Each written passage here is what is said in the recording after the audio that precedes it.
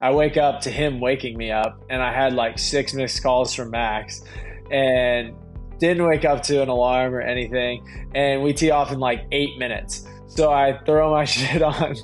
My buddy drives me to the golf course. I get there, Max is walking down one. Some old guy's carrying the bag with the bib on. I just sprint down, get down there as he's walking off of one green, get the bib from the old guy. We walk to 2T. Guys, back here with another interview here on the Scratch Golf Show. Back to the caddy roots here. We're very excited to welcome Colton Heisey to the channel. He's been a caddy for a long time. Very excited to get him on. Colton, welcome to the show, man. Really excited to have you on. Yeah, appreciate you having me on. Be good to chat, and happy to get back to a pod. Yeah, dude, absolutely. I know we've been trying to do this for a while. Excited to get you on. But to start, man, do you mind just introducing yourself, where you're from? I know we were just talking a bit offline, but where you're from and kind of how you got into caddying. Yeah, so I grew up in Dillsburg, Pennsylvania, which is like 20 minutes from Harrisburg. Yeah. Went to small Division III school in Maryland my freshman year of college, and then transferred to Westchester University, which is just outside of Philadelphia. Started caddying like just in the summers there at Applebrook and Aronimink golf clubs just outside of Philly. Yeah. So did that all through college, and then one summer my buddy and I, we were bored, and we were like, hey, let's go caddy a tournament somewhere. So the U.S. Junior Am was at Colton River, and this might have been like 2014 or 15. Yeah. And so we called down there. They needed some caddies, and we're like, oh, cool. Do you guys care if we pick our players? And they sent us a list, and we had any idea. We're picking like 14 to 18-year-old kids. Yeah. And it just happened that I ended up picking Sahith. That's awesome. So caddied for Sahith at that Junior Am, and then caddied another Am event for him, and then he went to the US Am, and he had one of his assistants at Pepperdine caddying for him when he was in college. But he set me up with Matt Wolf, and so I caddied the US Am for Matt, and just got to know a lot of the guys that were like going to be turning pro. Like became friends with Sam Burns and Nick Hardy and those guys. Sweet. And then so right after I graduated college, I moved down to Florida. I was just caddying at a club down in Florida. And Sam actually called me and was like, hey, can you get to the Bahamas in 3 days? I was like, I mean, depends like who it's for, what the deal is, whatever. Well, it was for Max Homa when he had lost his card and he was back down on the web.com tour. So that was my first job on tour. Wow. Crazy. So, yeah. Pretty lucky to get that start, and it's been a ride since then. Dude, that's crazy. You got some big names, man. Good for you. That's awesome. So how long did you caddy for Matt Wolf or just the Am? Did you work for him at all after he turned pro? Like, were you on the bag when he won the 3M? No. So I just caddied for him at the USAM. He was still in high school at that point, and then he obviously played a couple years at Oklahoma State. But I mean, I see him. I actually saw him a couple weeks ago at a bagel shop like near where I work out. And so we're still friendly and stuff. Cool. But no, that was the only event I caddied for him. So you worked. How long were you on Max's back for? Was that like a 1 season thing, or that's awesome, dude? That's crazy. Yeah. So we did about half to 3/4 of the Corn Ferry season that year, and he was that was when he was kind of going through like what he talks about in a lot of his interviews with the driver yips and stuff. And so it was hard for me as a rookie out there because I really didn't know how to help him in that point. But he was super helpful to me and just like showing me the ropes and kind of teaching me things that like some of the best do, because like Joe, who's caddy now, is his best friend. Joe stayed out on tour and was caddying for Kevin Chappell when Max lost his card. So like Max, I obviously knew that even if Max got his card back, like I was not keeping the job for sure, which was kind of like freeing. I got to just kind of go out and learn and just figure out what my process was going to be and just try and get better on my end. So Max was super helpful. He was more help to me than I probably was to him at that point. For sure. That's awesome, dude. Well, I mean, great. It's always crazy. That's why I love doing the caddies and have these conversations, because like, as you know, caddying is a very tight circle within the tour, and like everyone is like super cool, and you never know like who's worked for who and like how you got started. I always find that stuff super interesting. Talk to me a little bit about some of the other names that you've caddied for. You've been on tour for I think since like 2018, if my research. At least caddying professionally. I know you obviously most recently worked for Lexi Thompson last year, which I want to get into. But before that, whose bag were you on? Obviously between them and Max. Yeah, so worked for Max there. Kind of finished the year off with Max McGreevy that year. Okay. And then in 2019, I worked for Michael Gellerman for the first like half of the year. We had won, and then we had a week off, and this is kind of just dumb luck and like kind of what happens in caddying. But the week off we had, Doc Redman Monday qualified into Detroit. Yeah. Oh yeah. And Hometown so I boy. went, so I went and worked for Doc that week. And so that was my first PJ Tour start ever. And we happened to Oh finish yeah. solo second. Yeah, I remember that. And yeah, so that was cool. And then, so worked for him for that event and one more event. And then kind of just bounced around the end of the year there. And then I worked for Grayson Sig for about 2 Oh, years sweet. Yeah. during the COVID years. And then worked for Curtis Thompson when he got his tour card. And then I worked for Brandon Matthews for a bit after that, and then got picked up with Lexi. I was working for Brandon Harkins at the time on Corn Ferry, and he's one of my good friends.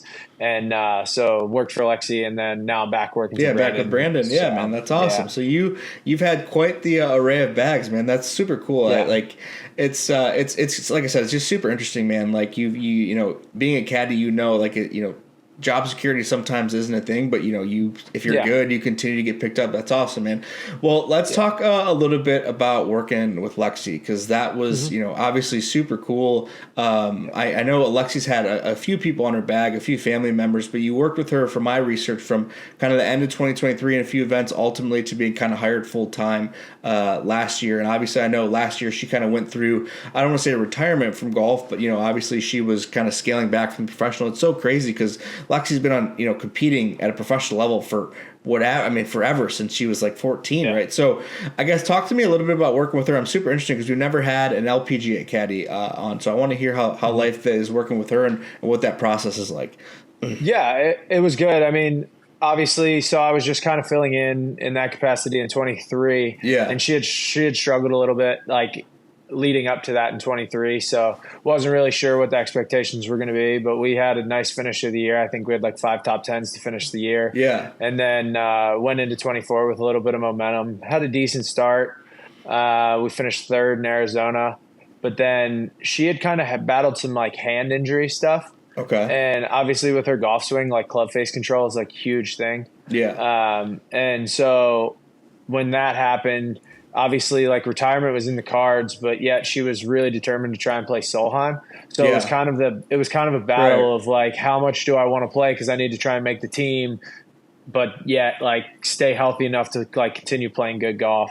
So then when she kind of announced her retirement, that was kind of when we went our separate ways, and she brought some family back out of the bag and did that. But yeah, the LPGA Tour is different. I mean, there's obviously a lot more emotions, and the golf courses, it's weird too, because like some of the girls who hit it really far, they kind of get penalized on the LPGA Tour because the tour has to set it up for the girls who don't hit it that far. Right. So it kind of handcuffs some of these girls who do kind of bomb it, which is just kind of the opposite of the men's tour. Like, I mean, a lot of the courses, the further you hit it, obviously, the better. And somewhat, on the LPGA, like in the majors, you see all of the girls who hit it far. Like, they're the only ones that even have a chance. But some of the other courses, they just set them up, and like these girls can't hit driver, and they're having to hit hybrid off the tee or forehand. Like, takes their biggest strength out of their hands almost. Yeah, absolutely. And so that was really one of the biggest things. And like, the other thing would just be like just spin rates of like the females and stuff. So like pin locations, it's really hard for the tour to tuck pins 3-4 off the left like you see on the men's tour. Yeah. They have to be more 6, 7, 8 off the left, and even some of the girls who don't hit it very far still have to kind of hit it up the middle of the green and just take what they got. So when you're like, obviously, for people who like don't know a lot about caddying, like it's obviously there's a ton of that goes into it, other than just, I show up on Thursday or Friday and I carry a bag and I clean the clubs. Like, obviously that's what some caddies do, like in a junior capacity. Like that's what, I got started in caddying when I was like 14, but like from your process perspective, like how much different is it caddying for like Lexi versus like a male player, where like, how much different are you? Like, is your work process different? Are you like, you're like getting or evaluating numbers, is that different? Like, your shot selection, how does, like, I'm just so curious as like the differences between the two, and you're from a prep perspective, from your perspective. Yeah. So it's funny because like Lexi's probably as similar to a male player Yeah, as that's it gets true. out Yeah. there. So, Yeah. so I really don't have a ton of differences. I mean, I Yeah. read more putts with her than I have with anyone else. So like Okay. I would do a little bit more stuff on the greens than I would do in a typical week, Yeah. prep wise. But other than that, like in terms of numbers and stuff like that, I mean, the golf courses are relatively softer for them, Yeah. barring like a couple tournaments. Like we played in Cincinnati, it was pretty firm. The majors are firm, but other than that, her like she can kind of get at any flag out there. So Yeah. it wasn't a major difference in terms of process and prep. But I Okay. have to imagine that some of the caddies that caddy for some of the shorter players or girls who don't spin it as much, like their prep is definitely different than it would be from a male PGA Tour player. Yeah, no, it's crazy, man. Like people, like obviously you always see on Twitter or social media the comp of like what can a scratch player like beat an LPGA Tour. Like first of all, I played with a +1, so I would get my ass kicked by Right. 110% of anyone who plays women. Like people don't realize how good women are from. It's just a different game. Like it's not like you said, Yeah. bomb and gouge. Like we've seen the men's game. Like it's very much precision, accuracy, and like I've seen like I've played with like a Vicky. I don't know if you know Vicky Hurst, but I've seen her play just through some people, and like dude, it's just crazy how accurate and how good they are with like a short club. Like women wedge players are unbelievably talented. It's crazy, and they just don't get the respect they deserve. It's absolutely insane. I'm like I said, I'm confident saying I would get my ass beat by anyone out there, dude. Anyone who thinks differently is an idiot. Yeah, no, 100%. I mean, like these girls, if you gave them a handicap, they're still all +4 to +7. It's insane. Like, yeah. Yeah. And so, I mean, just watching like even some of the girls like hit hybrids from wherever they're hitting it from, but they don't curve the golf ball. Like, for example, like we were at it was one of the first tournaments I was working for Lexi, and like this is a good process thing. So I'm out walking the golf course and I'm like looking at this par 5 and like the out of bounds kind of creeps in on the left. Like, from especially any PGA Tour event, male, like dispersion rates, anything like that. I'm looking at this like, this kind of out of bounds left is in play. The girls didn't even see it. It was not even like part of the hole to them. Yeah. So like you get to holes and things like that, and you realize that like their windows and the dispersion is just so much tighter out there. And obviously that just has to do with the amount of speed that they have. But yeah, it's so impressive. Like, just seeing how little they curve the golf ball and how accurate they can be, for sure. I remember seeing, I think it was at St. Andrews last year. I forget who won, but the shot she hit in the 17 with the hybrid was one of the coolest shots I've ever seen. Yeah. It's unbelievable, man. Well, anyway, let's transition a little bit to Brandon, who you're currently caddying for. Obviously, from the LPGA Tour to now Life on the Corn Ferry Tour, man, which for most people, like, caddying on the Corn Ferry Tour, and I don't want you to take offense to this, like, obviously, isn't the greatest life. The travel's not the great, the prize pools aren't as big, but talk to me a little bit about what life is, on the caddying on the Corn Ferry Tour, and maybe shine some detail for people who don't know what it's like doing that. Yeah. So obviously, I mean, I've had a little bit of success at this point to like not worry as much about the financials on the Corn Ferry Tour, but like I can say like my first couple of years out there, like it's a grind. Like, kind of going into the year that, and now the purses have gone up. I mean, when I first started, I think the purses were like 550 max. Now they're all at $1 million plus. So like it's definitely changed a little bit. And you see a little bit like guys coming out a little bit more full time now than like when I was first out there. But those first couple of years out there before having much success at all, like it's an absolute grind. I mean, you're just week to week, just hoping to make a profit. And so now, I mean, been fortunate enough now where I'm in a more comfortable spot to go out there and like, this year, I'm just happy to be back working for Brandon, who's one of my good friends, and just really enjoying the job again. Because, I mean, every player is different, and sometimes, like, personalities and chemistry doesn't match up, and that's just how it goes. And so some jobs are definitely more enjoyable than others. And so I'm really, really excited and looking forward to just being back at it with him this year and going to battle next to one of my good friends. Yeah, dude, that's awesome. Talk to me a little bit about what your relationship is like with Brandon. Like, how obviously you guys are friends. Some caddies, like you've seen Feely and Eric Van Rooyen, they're best friends, and they have a very much like friendship first, then work. Talk to me a little bit about what your relationship is like with him. Like, where do you feel comfortable? Do you give him like shit talk or whatever? Like, what is that relationship like on and off the course? Yeah, I mean, I think the biggest thing is like we have a lot of similar interests, and Yeah. like my girlfriend and his wife get along great and love hanging out with his kids. So it's just really Yeah. easy on the road if they're in town, or just like you feel like when the round ends, like you're not stressing over that round for the Yeah. next however long. Like we can go sit down, go have a beer, like talk Okay. sports, talk whatever. Yeah. And so it's just nice to have that freedom and like just know that like we communicate more openly than other like caddy player relationships that Yeah. I've had. So like if I need to show up to a tournament on Tuesday because I got something going on, like I don't have to tiptoe around like, oh God, is he going to want me there to practice Right. on Monday? Like it's just like a, hey, like I need this. And same thing for him. Like if he needs to spend an extra day with his family, like he just tells me, hey, I'm coming in on Tuesday. And it's not Okay. like I'm traveling there or like waiting around for him and have the expectation of like, why is my guy here type of thing. Yeah. So I think there's an open line of communication that like not all players and caddies have. And I think that's the best thing about when you are working for someone that is also a friend. Yeah.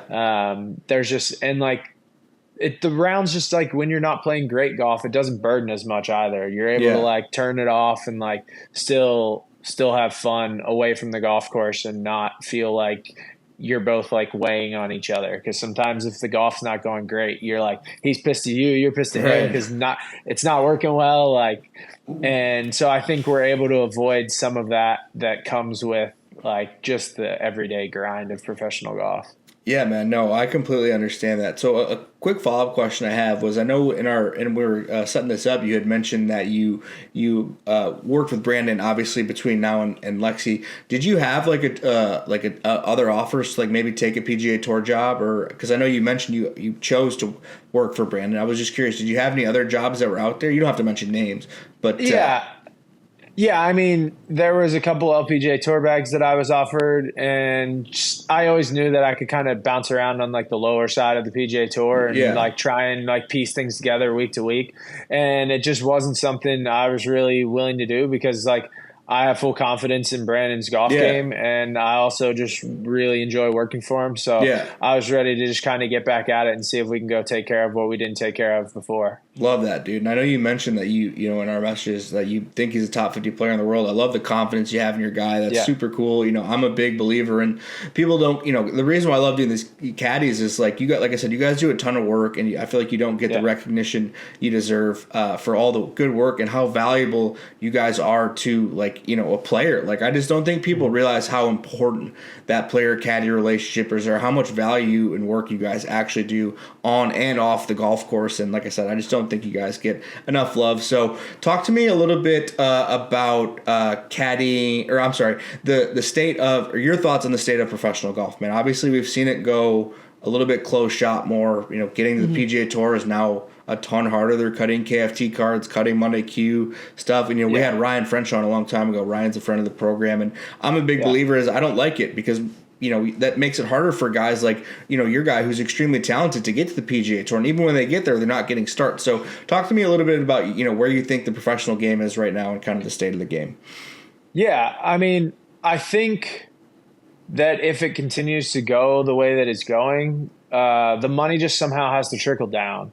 And so, like, I'm not completely opposed to, like, the smaller field stuff that they're doing on the PGA Tour or, like, less opportunities there. But at some point, the money needs to trickle down to where, like, the KFT purses are higher than what they are because you can't have a guy that is the 175th best player in the world and he's not making, like, a solid living. Right. And so, like, if those KFT purses got to what LPGA Tour purses are, or got closer to that 2.5 million range, where these guys are making sufficient livings, then it's like, okay, we can shut down a little bit of the opportunity because there's still like a place for these guys to make a living and continue to chase it. And that's the thing is like, if you continue to shrink the opportunities on the PGA Tour, but don't expand them on the like smaller tours, then it just makes people want to quit chasing it. And so then you don't end up getting the best talent regardless. Right. And so I think that's my big my big beef with where the game is at right now. I really didn't like what they did last year with the signature events, making them worth more points than the other events. It's ridiculous. I thought that was really poor. Because if you have guys playing the same level of golf in other events, but not getting the same amount of points, like you're just handing these guys tour cards. And I don't want to pick on a player, but like if you go finish 60th in a signature event and you're getting more points than the guy who finished 30th in another, it's just tough.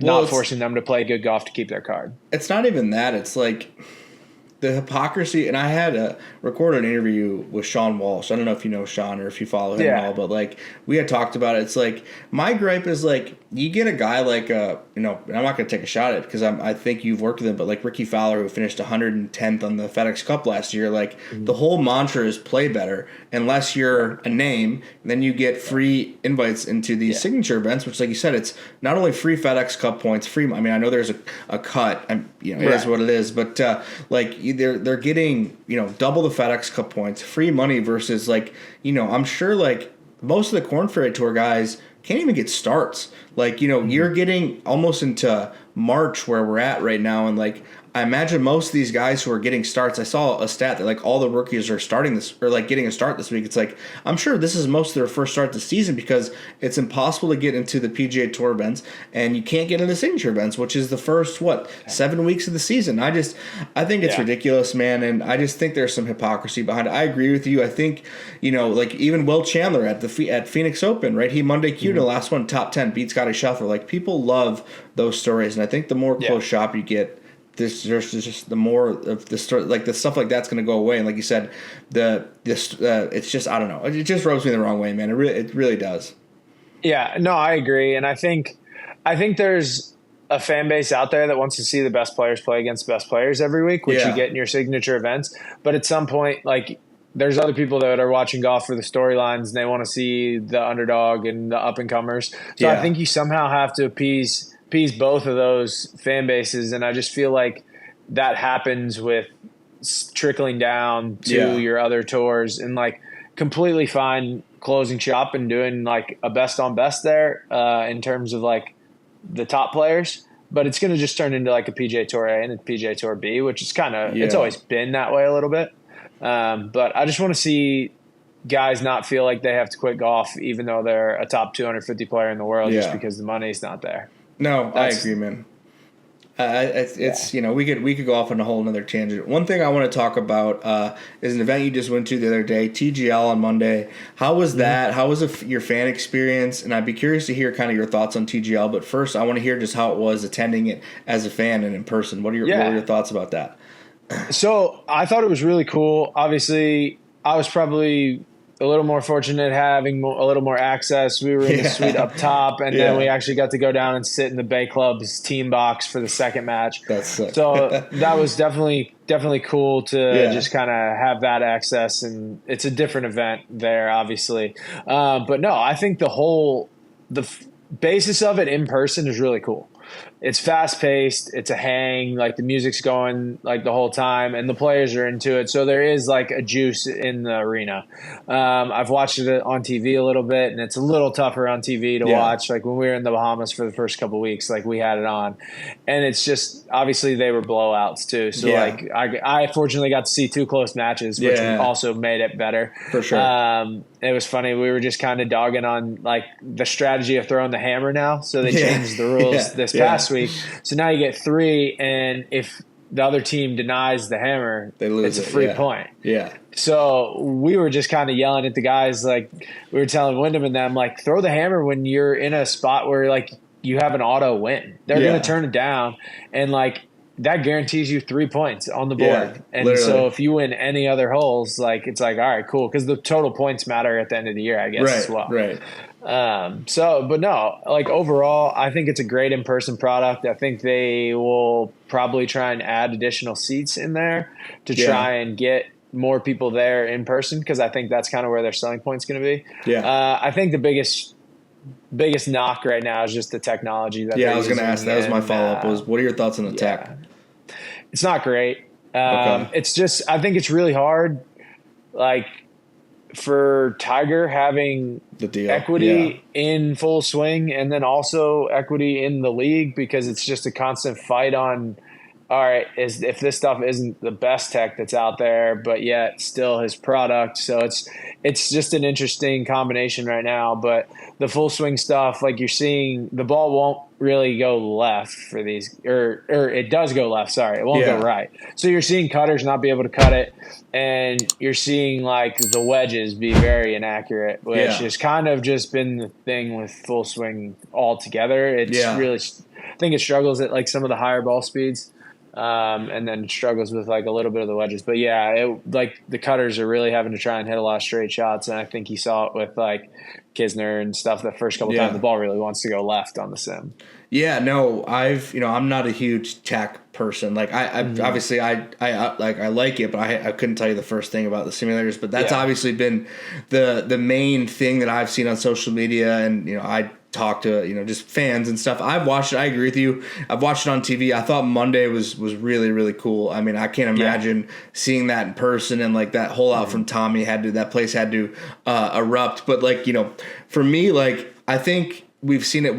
The thing is like, this is version 1.0, right? And the thing that I really like is that, the meme of the hammer it is what it is, but the fact that they're listening to feedback and understanding that it's not working and able to make in-season changes, I think is super cool. And like I said, it's version 1.0. So I think the future is really cool, but my thing is like, you need the competition. Like if you're going to be betting on it, like you need the best tech.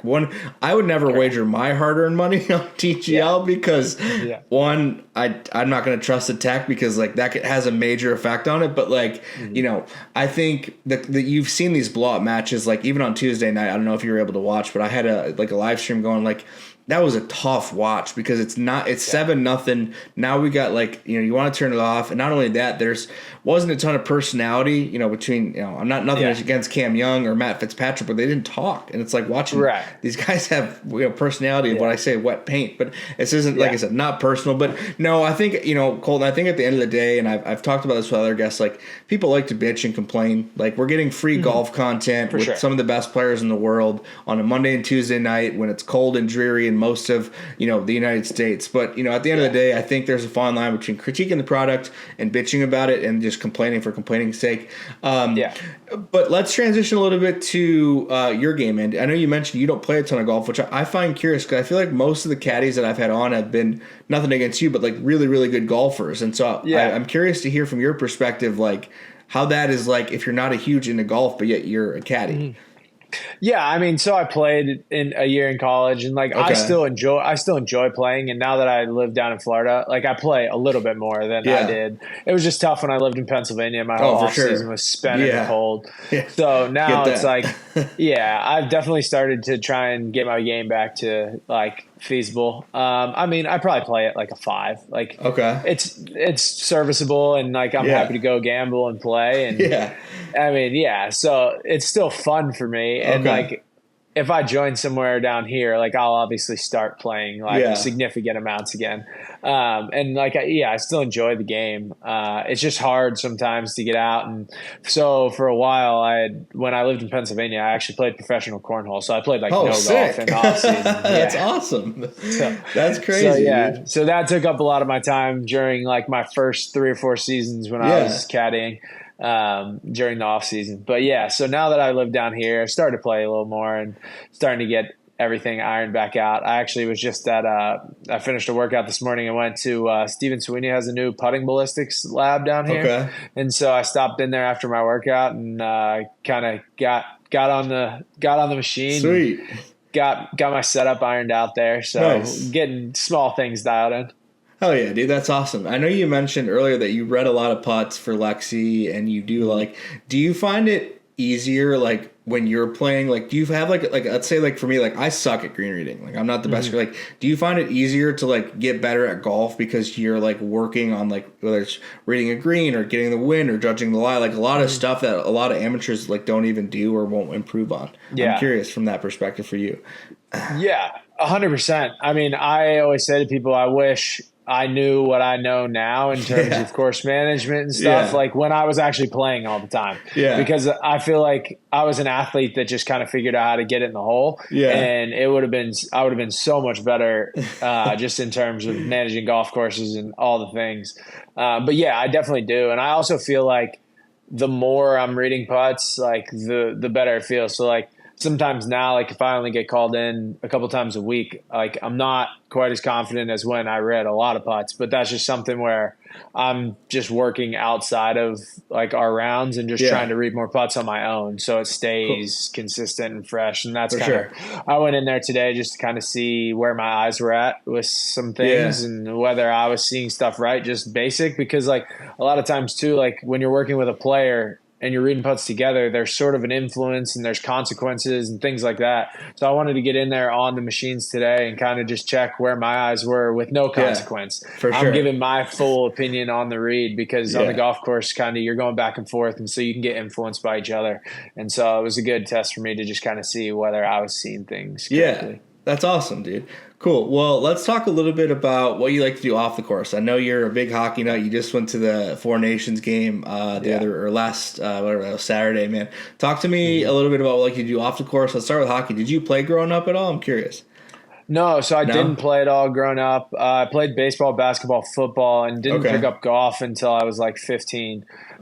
So kind of late into golf, gave up football, kind of figured out that I was just going to have to put on 30 pounds or just figure out how to be a lot better. And that wasn't going to happen. So no, I was a huge baseball player growing up. But just a huge sports nut overall, like into anything sports, and just love to watch it. And then moving down to Florida and dating my girlfriend, she's from Canada. So we kind of found that like something we could do together. So we go down to a lot of the Florida Panthers game and have season tickets now. So it's just become fun. I've always been a hockey fan, grew up a Flyers fan, and being a Panthers fan now, it's by far my favorite sport to watch live. And just getting more into it, I enjoy watching it on TV. And I mean, I'm a football fan first. Still, I was going to ask you, are you a Eagles fan?